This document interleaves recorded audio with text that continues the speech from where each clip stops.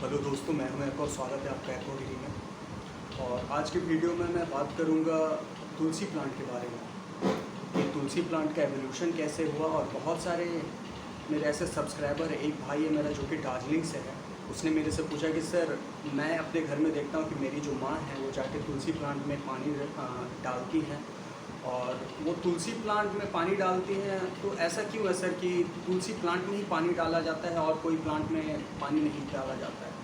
और ऐसा क्यों है कि सर कि तुलसी प्लांट को ही मम्मी मेरी जो है वो प्रे कर सकते हैं? और मैं बहुत सारे ऐसे हिंदू घरों में देखता हूँ कि तुलसी प्लांट को as a symbol of God माना जाता है। तो क्या आप बता सकते हैं? मैंने आपका चैनल देखा और मैं पूछना चाहता हूँ कि वो ऐसा क्यों है, तुलसी प्लांट में ही पानी क्यों डालते हैं? तो मैं उसी भाई के लिए वीडियो बना रहा हूँ। तो देखिए, तुलसी का जो एवोल्यूशन है ना, वो जनरली वैलीज़ में हुआ है। अगर आप प्लेन एरिया में चले जाए, ट्रॉपिकल एरिया में चले जाए, तो वहाँ आपको तुलसी का प्लांट मिलेगा नहीं, क्योंकि जो तुलसी का जो एवोल्यूशन है वो माउंटेन्स में हुआ है। आप अभी भी देखिएगा तो जो जनरली तुलसी के प्लांट होते हैं तो वो आपको नेचुरल फॉर्म में माउंटेन्स में ही मिलेंगे। कभी आपका तुलसी का जो प्लांट है वो ऐसे वैलीज़ में, क्या बोलते हैं, जैसे बिहार, झारखंड, असम, यूपी, इन सब एरिया में आपको तुलसी का प्लांट नहीं मिलेगा। वो केवल मिलेगा आपको माउंटेन एरिया में। तो जस्ट इमेजिन, आज से 10,000 साल पहले, 10,000 साल पहले या 20,000 साल पहले, अभी तो जंगल कट गए, अब उतने जंगल रहे नहीं। अगर आप 10,000 साल, 20,000 पहले खुद को इमेजिन करो, एक जंगल, बहुत घना जंगल है जहाँ बहुत सारे पेड़ हैं माउंटेन्स पे, जहाँ का temperature around 5 to 10 degree Celsius है। 5 to 10 डिग्री सेल्सियस है। और आपको मैंने जैसा भी बताया, तुलसी की जो खेती होती है वो हमेशा, खेती नहीं, जो नेचुरल फॉर्म में तुलसी उगता है वो हमेशा माउंटेन्स पे रहेगा और वैली एरिया में रहेगा। जो वैलीज़ होते हैं जहाँ पे बहुत ही कोल्ड वेदर होगा, और जो माउंटेन्स के जस्ट नीचे वाले एरिया में वहाँ पे रहते हैं। तो अब मान लीजिए आप ऐसे एकदम डेंस फॉरेस्ट में गए हैं, और डेंस फॉरेस्ट में जाने के बाद आपको, ऐसे तो जंगल में घुसिएगा तो आपको तुरंत तुलसी दिखेगी नहीं, ऐसा उसका एडेप्टेशन है कि वो एकदम डीप फॉरेस्ट में होता है, बहुत ही अंदर होता है। तो आप जंगल के अंदर गए, थोड़े से अंदर गए, और अचानक से आपको 1 से 2 किलोमीटर का एरिया जो है वो तुलसी प्लांट से घिरा हुआ मिला। पहले तो मान लीजिए सुबह तक 5 बज रहा है और आप वैसे फॉरेस्ट में गए हैं घूमने के लिए। सुबह मान लीजिए नेचुरली आपका नींद खुला, आपको मन किया कि चलो, आप जानते हैं ह्यूमंस जो है इवॉल्व किए हैं, कभी भी वो डायरेक्ट हम लोग ऐसे ये सब पक्के घर में नहीं, हम लोग जो नेचुरली इवॉल्व किए हैं। और नेचुरली इवॉल्व करने के कारण, मान लीजिए मैं ह्यूमन हूँ, मैं पहाड़ पे गया, पहाड़ पे इवॉल्व करने लगा, और वहाँ मैं एक जंगल में गया, माउंटेन पे, और देखा कि तुलसी का बहुत बड़ा सा फॉरेस्ट है। तो जब तुलसी का वो फॉरेस्ट आपने देखा, तो तुलसी का एक एवोल्यूशन के साथ साथ ना वो ऐसे इवॉल्व किया ना कि वो एक अरोमा प्रोड्यूस करता है, बहुत ही कूल और बहुत ही अमेजिंग अरोमा प्रोड्यूस करता है, जो कि सूंघने में, जो कि स्मेल करिएगा ना तो बहुत ही मस्त फ्रेगरेंस देता है। और उसका एक रीज़न है।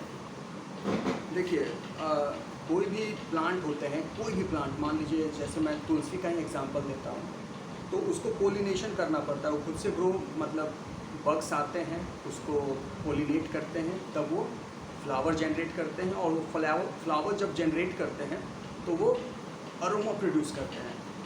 अब जब मान लीजिए वो फ्लावर्स ब्लूम हो रखा है, और उस टाइम आप जाइएगा फॉरेस्ट में, दिन का टाइम है, सुबह 5 बजे का टाइम है। अब वो अरोमा क्यों प्रोड्यूस करता है, ये भी आपका दिमाग में क्वेश्चन आ सकता है कि अरोमा क्यों प्रोड्यूस कर रहा है। तो देखिए, अब उसके जो फ्लावर्स हैं वो तो उसके पोलेंस हैं, उसके सीड्स हैं। अब वो चाहेगा ना कि कोई भी इंसेक्ट उसको आके खा ना जाए। अब इंसेक्ट जो होते हैं वो ऐसे नहीं शिकार करते, मतलब वो जाके ऐसे खाते नहीं हैं, कुछ भी खा नहीं लेते, वो स्मेल से शिकार करते हैं। अब मान लीजिए 2 किलोमीटर लंबा वो लेवेंडर्स के या तुलसी के गार्डन के ऊपर ऐसे उड़ रहे हैं, उनको स्मेल आ रहा है एकदम एरोमेटिक, एकदम मस्त सा। वो कहाँ से सूंघेंगे कि वो कहाँ पे कीड़ा मरा हुआ है, कहाँ पे कुछ मरा हुआ, कहाँ पे कुछ मरा हुआ। वो जानते हैं कि मोस्ट ऑफ द कीड़े जो होते हैं वो ये सब खाते हैं, मरे मुर्दे खाते हैं, तो वो कहाँ से स्मेल मिलेगा उसको। तो इसीलिए वो खुद को बचाने के लिए कि वो खाएं ना, वो पेटल्स को ना खाएं। बहुत सारे ऐसे इंसेक्ट्स भी होते हैं ना कि वो इंसेक्ट को खाने के लिए दूसरे इंसेक्ट आ जाते हैं, तो वो इकोसिस्टम ख़राब होता है तुलसी का, तो इसलिए वो ऐसा अरोमा पैदा करता है। मान लीजिए कोई इंसेक्ट है, ठीक है, कोई एक इंसेक्ट है जो कि क्या बोलते हैं पेटल्स खाता। अब पेटल्स खाने के लिए उसको पता कैसे चलेगा कि पेटल है वहाँ पे, उसको गंध आनी चाहिए। अब मान लीजिए उसको तुलसी का गंध मिल रहा है, तो वो तो जाएगा वहाँ खाने के लिए, उसका काम ही है पेटल्स खाना। अब वो तो जाएगा वहाँ खाने के लिए, तो अब उससे बचाव कैसे किया जाए। तो सबसे पहले देखिए, तुलसी के जो फ्लावर ब्लूम्स करते हैं ना, वो एकदम मॉर्निंग में ब्लूम करेंगे, सुबह के 4 से 5 बजे के लगभग, एकदम सुबह में, एकदम भोर में, जिसको भोर का पहर कहते हैं। धूप नहीं रहता, एकदम ठंडा माहौल रहता है, एकदम ठंड रहती है।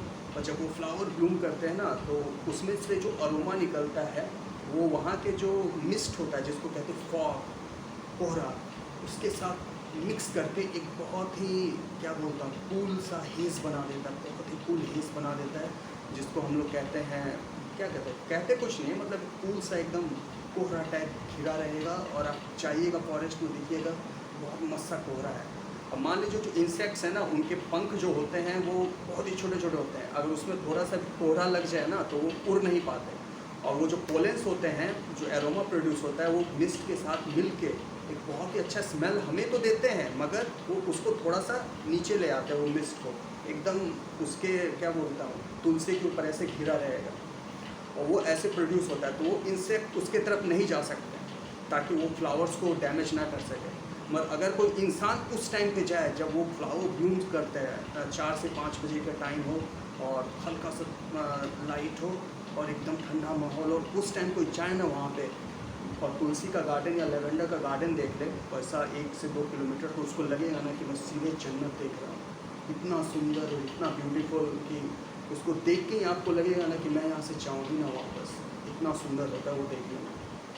तो इसी कारण से जब वो देखा पहले के लोगों ने, तो पहले तो आपको देखते ही इतना मस्त स्मेल आएगा कि लगेगा कि यार मैं सही में जन्नत में आ गया हूँ क्या, ये क्या देख रहा हूँ फॉरेस्ट में।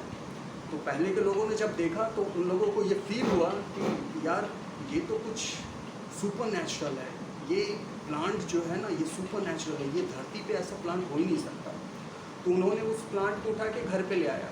अब घर पे लाया तो अब कोई भी प्लांट कैसे मिस्ट प्रोड्यूस करेगा, उसमें पानी, वो तो जंगल में है तो मिस्ट प्रोड्यूस करता है, क्योंकि वो वैसे क्या बोलता है ठंडे माहौल में रहता है। मगर घर में मान लीजिए कोई आपका प्लांट है, तो उसमें अगर गमले में पानी डालिएगा तो क्या एक अर्थी फीलिंग देता है ना। तो उसी नेचुरल फॉर्म को क्या बोलते हैं रिपीट करने के लिए मतलब एज अ क्या बोलते हैं प्रैक्टिस करने के लिए लोग उसमें पानी डालते हैं कि थोड़ा सा मिस्ट प्रोड्यूस हो और वो जो अरोमा है तुलसी का वो उन्हें मिले, और एकदम मॉर्निंग में फ्रेश फील हो, एकदम कूल फील हो, और वेरी क्या बोलता है उसको अमेजिंग सा मतलब माहौल लगे, मस्त सा लगे। तो इसीलिए तो तुलसी को जो है वो उस टाइम के लोगों ने अडेप्ट किया, घर पे लेके आया। और तुलसी का जो प्लांट होता है, मतलब कोई भी तुलसी का जो प्लांट होता है, उसका एक इकोसिस्टम होता है। मान लीजिए वैसा मिस्ट प्रोड्यूस हुआ, तो उस मिस्ट में बस ऐसा नहीं है ना कि आपका बग्स तो आ नहीं रहे, तो बग्स नहीं आ रहे, तो मान लीजिए कोई ऐसे है जानवर जैसे चूहा हुआ, रैबिट्स हुए, स्नेक्स हुए, वो सब जाके वहाँ पे एक छोटा सा इकोसिस्टम बना देता है। और वो इकोसिस्टम बनता है तो एक दूसरे को खाते हैं, पत्तियाँ खाते हैं, मस्त रहते हैं उसी छोटे से इकोसिस्टम में। तो वो एक इकोसिस्टम भी रिप्रेजेंट करता है। तो उसी के लिए उसको as a reflection of God या रिफ्लेक्शन ऑफ हेवन कहा जाता है। इसीलिए उसको घर में लगाते हैं और सूरज देवता की पूजा करते हैं कि ये मैं आपको अर्पण कर रहा हूँ, अपने तरीके से अपने तरफ से जल अर्पण कर रहा हूँ। तो इसीलिए तुलसी प्लांट को घर में लगाया जाता है, ताकि जब भी आप मॉर्निंग में तुलसी में पानी डालो तो आपका मूड फ्रेश हो और आप क्या बोलो मतलब पॉजिटिव रहें, दिन भर पॉजिटिव रहें। और ऐसा आप जानते हैं कि तुलसी में भी एंटीऑक्सीडेंट्स भी रहते हैं। उसके जो लीव्स होते हैं वो ज़्यादातर माउंटेन एरिया में ग्रो करता है, और माउंटेन एरिया में ग्रो करने के कारण वो ज़्यादा से ज़्यादा मिनरल एब्जॉर्ब करता है अपने लीव्स में। और कोई भी प्लांट जितना ज़्यादा मिनरल एब्जॉर्ब करेगा ना लीव्स में, उसका लीव्स उतना ही एंटीऑक्सीडेंट होगा। और आपको मैंने पहले भी बताया था, जो छोटे प्लांट्स होते हैं वो ज़्यादा से ज़्यादा एंटीऑक्सीडेंट्स इसलिए होते हैं ताकि उनकी जो पत्तियाँ हैं वो छोटे इंसेक्ट या छोटे जानवर ना खा लें। इस कारण से वो एक तरीके का केमिकल रिएक्शन होता है फोटोसिंथेसिस प्रोसेस के द्वारा।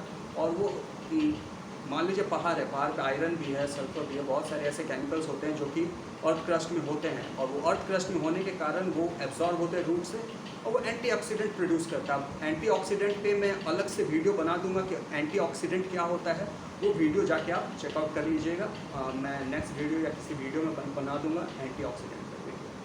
तो ये वीडियो मेरा उसी भाई के लिए डेडिकेटेड है जिसने मेरे से पूछा था कि भैया तुलसी प्लांट क्या होता है और तुलसी प्लांट घर में क्यों यूज़ करते हैं, उस पर जल क्यों अर्पण किया जाता और उसको हम लोग प्रे क्यों करते हैं डेली। तो ठीक है दोस्तों, आज के वीडियो में बस इतना ही। अगर आपको ये वीडियो पसंद है तो वीडियो को लाइक ज़रूर कीजिएगा और मेरा जो एक इंस्टाग्राम भी चैनल है उसका आपको लिंक मिल जाएगा ऊपर, नहीं तो डिस्क्रिप्शन बॉक्स में आप जाके मेरा इंस्टाग्राम भी चेकआउट कर सकते हैं। और हाँ, मेरा एक ट्विटर अकाउंट भी है, आप जाइएगा तो जाके एक बार ट्विटर अकाउंट भी चेकआउट कर सकते हैं। आपको लिंक मिल जाएगा डिस्क्रिप्शन बॉक्स, नहीं तो ऊपर अगर डेस्कटॉप पे हैं आप तो ऊपर क्लिक कीजिएगा तो आपको ट्विटर अकाउंट भी मिल जाएगा, तो जाकर चेकआउट कीजिए। तो चलिए आज की वीडियो में बस इतना ही। Thank you.